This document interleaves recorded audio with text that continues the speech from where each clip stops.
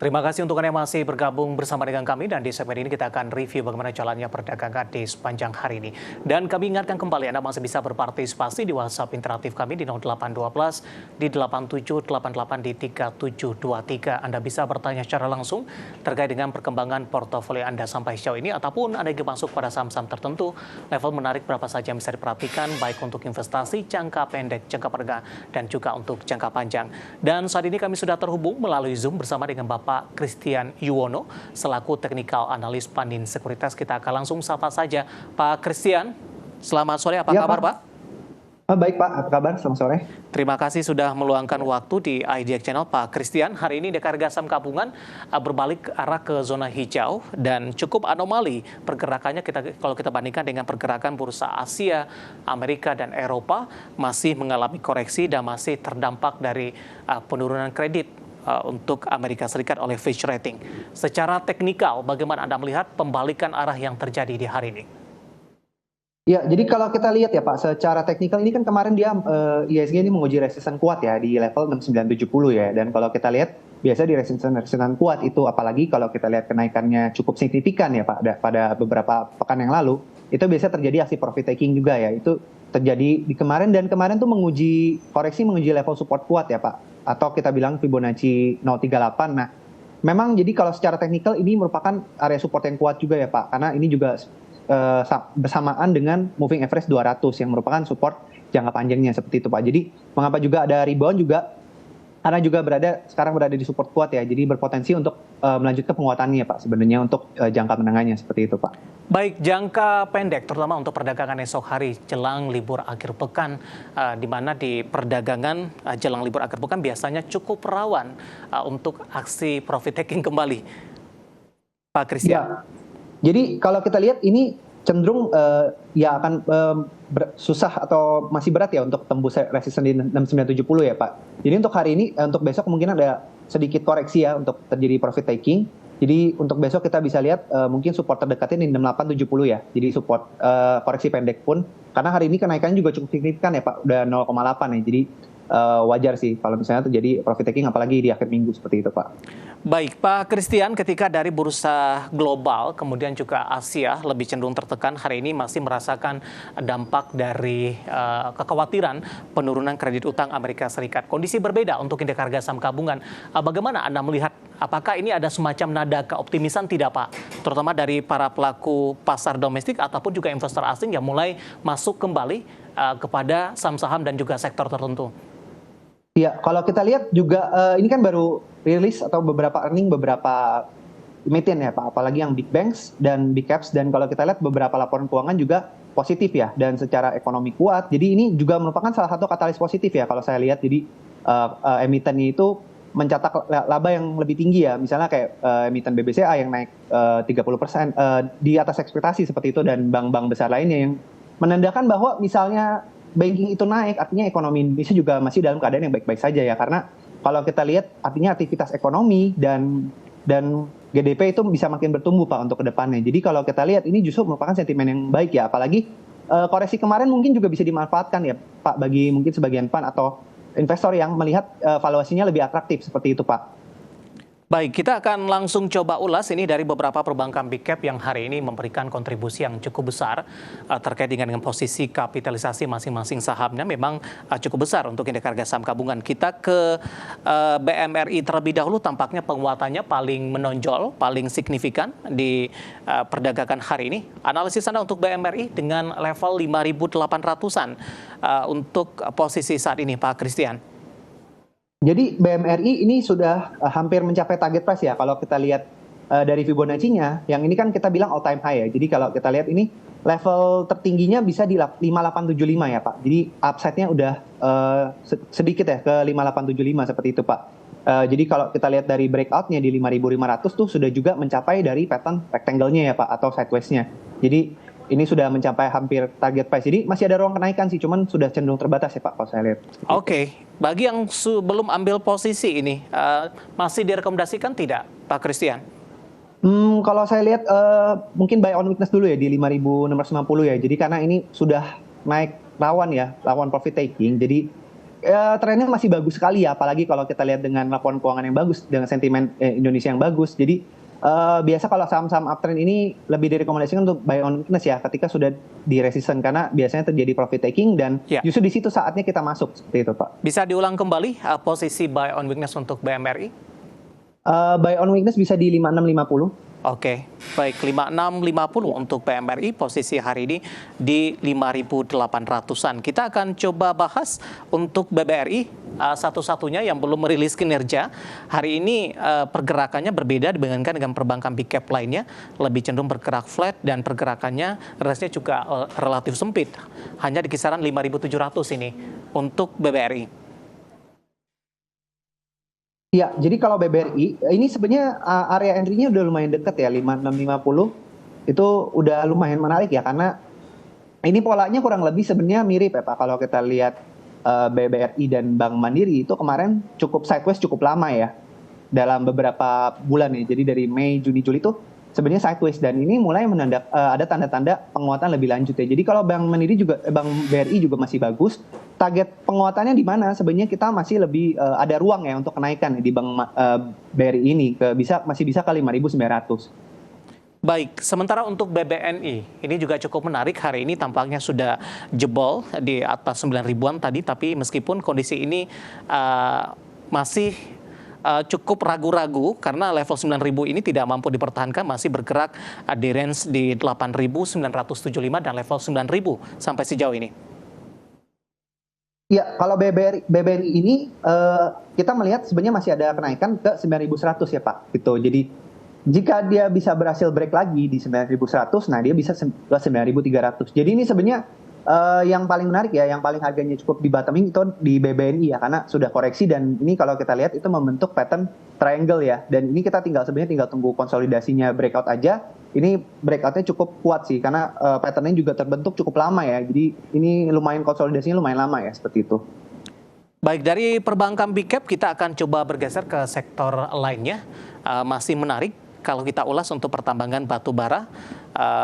Dengan hari ini tampaknya pembalikan arah terjadi meskipun dari sisi harga komoditas masih tertekan sampai sejauh ini. Apa yang bisa kita simpulkan di sini, Pak Christian? Ketertarikan dari investor terhadap saham pertambangan batu bara, kondisi komoditas tadi juga masih melandai, kemudian rilis kinerja ini belum keluar secara keseluruhan, terutama dari saham-saham pertambangan big cap ini. Banyak pihak yang memproyeksikan ini tidak akan sebaik jika dibandingkan dengan tahun sebelumnya. Ya, jadi kalau kita lihat batubara sudah bergerak stabil ya sekarang, nggak lebih sefluktuatif tahun lalu ya, dimana kalau kita lihat isu tahun lalu yang dimana supply-nya sangat terbatas ya, dimana perang dari Ukraina dan Rusia itu mengakibatkan harga energi naik sekali dan batubara termasuk salah satunya ya. Nah, sekarang sudah stabil di kisaran 145 ya, Newcastle Fall-nya. Lalu setelah selama 1 tahun sepanjang tahun ini sudah turun 63% ya Pak. Jadi kalau kita lihat untuk uang penurunan sebenarnya sudah cenderung terbatas ya, karena sudah mulai ada keseimbangan antara demand dan supply-nya. Dan lebih lagi kita lihat biasa cenderung cyclical dari batu bara ini ketika menjelang musim dingin ya, itu kita melihat adanya kenaikan demand ya untuk batu bara ini. Dan kalau kita lihat juga mengantisipasi juga kejadian untuk El Nino ya. Jadi ini sekaligus ada dua cuaca ya, yang satu memang sifatnya jarang ya, kayak El Nino ini tahunan, dan ini bisa menaikkan suhu, dan itu membutuhkan justru kebalikannya, pendingin ya. Jadi ini juga yang kita bisa lihat, perubahan iklim ini yang kita bisa lihat mungkin ada kenaikan dari demand batu bara. Nah, untuk upside-nya jadi masih ada upside walaupun memang tidak akan seagresif tahun lalu seperti itu Pak. Nah, terrefleksi di batu baranya jadi masih bisa untuk tahun ini masih bisa stabil ya. Jadi untuk pergerakan harga emitannya pun dari earningnya seperti itu Pak, kurang lebih. Baik Pak Christian, apakah Anda walaupun melihat? memang tidak setinggi. Oke. Walaupun memang tidak setinggi tahun lalu. Baik, secara keseluruhan apakah Anda melihat investor ini sudah mulai menerima Pak? Sebelumnya juga ada pembahasan harga dari batubara ini mencoba untuk mencari titik keseimbangan barunya begitu. Kemudian juga rilis kinerja mereka tidak akan sebaik dibandingkan dengan waktu yang sama di tahun 2022 lalu. Bagaimana Anda melihatnya?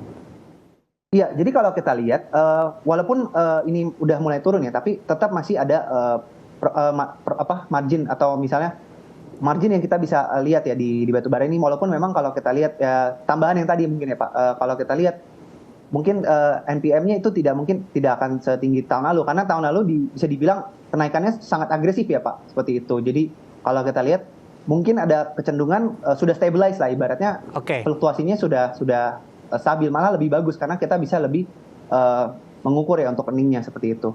Baik, sementara posisinya rekomendasinya lebih ke arah trading saja untuk sementara. Iya, kita bisa manfaatkan buy on weakness dan rebound di saham batubara ya. Jadi kalau kita lihat secara teknikal pun, rata-rata batubara itu sudah mulai mengalami rebound ya Pak, dari penurunan yang cukup dalamnya. Jadi sudah bisa dibilang buy on rebound ya gitu, seperti itu untuk jangka menengahnya. Baik, selain dari pertambangan batubara, kebetulan hari ini masuk juga ke dalam listed companies update kami, saham-saham produsen semen ini ada INTP, SMGR juga hari ini ikut menguat terkait juga dengan rilis kinerja mereka yang sangat oke di semester pertama di 2023. Kita akan coba ulas ke INTP terlebih dahulu dengan penguatan yang terjadi hari ini, Pak Christian. Ya, jadi INTP ini kemarin break dari inverted and shoulders ya Pak, secara teknikal di 10.500 dan ini sudah breakout dan sudah hari ini, jadi ini cukup direspon positif ya berita update ini, hasil result dari INTP ini.